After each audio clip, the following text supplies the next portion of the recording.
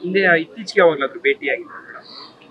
Last year ನನ್ನ birthday ಫಂಕ್ಷನ್ಗೆ ಅವರು ಬಂದಿದ್ರು. ಪಾಪ ಹುಷಾರಿರ್ಲಿಲ್ಲ ಅಷ್ಟೊಂದು, ಆದ್ರೂ ಇಲ್ಲ ಸುಮಾ ನಿನ್ನ ಬರ್ತ್ಡೇಗೆ ನಾನು ಬರಲೇಬೇಕು ಅಂತ ಹೇಳಿ ಅವ್ರು ಬಂದಿದ್ರು. ಹಾಗೇನೆ ನನ್ನ ಈ ಪೊಲಿಟಿಕಲ್ ಜರ್ನಿ ಅನ್ನೋದು ಸ್ಟಾರ್ಟ್ ಆದಾಗ್ಲಿಂದಾನು ಅವ್ರು ನನಗೆ ದೊಡ್ಡ ಶಕ್ತಿಯಾಗಿದ್ರು.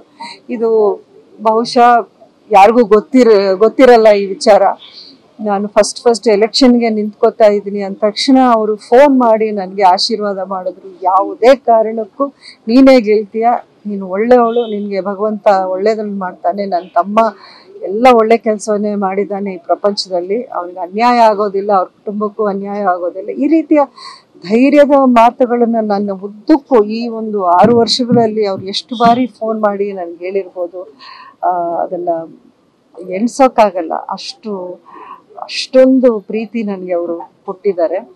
ಒಂದು ತಾಯಿ ಸ್ಥಾನದಲ್ಲಿ ನಿಂತ್ಕೊಂಡು ನನಗೆ ಅಡ್ವೈಸ್ ಕೊಡೋರು, ನನ್ನ ಬಗ್ಗೆ ಯಾರಾದರೂ ನೆಗೆಟಿವ್ ಆಗಿ ಮಾತಾಡಿದವ್ರಿಗೆ ನನಗೆ ಫೋನ್ ಮಾಡಿ ಅವ್ರಿಗೆ ಬಾಯಿಗೆ ಬಂದಾಗ ಬೈಯೋರು, ಅಷ್ಟೊಂದು ಇದು. ಆಮೇಲೆ ಅಂಬರೀಷ್ ಅವ್ರದ್ದು ಒಡನಾಟ ಬೇರೆ ರೀತಿನೇ ಇತ್ತು.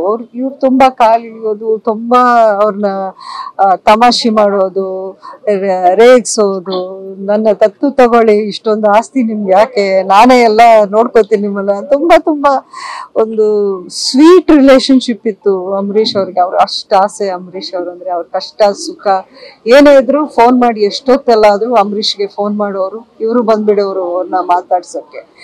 ಇವತ್ತಿನ ದಿನ ಸರೋಜಮ್ಮ ಅವರು ಒಂದು ಸ್ವೀಟ್ ಮೆಮರಿಯಾಗಿ ಉಳ್ಕೊಂಡಿದ್ದಾರೆ ಅಷ್ಟೇ. Thank you.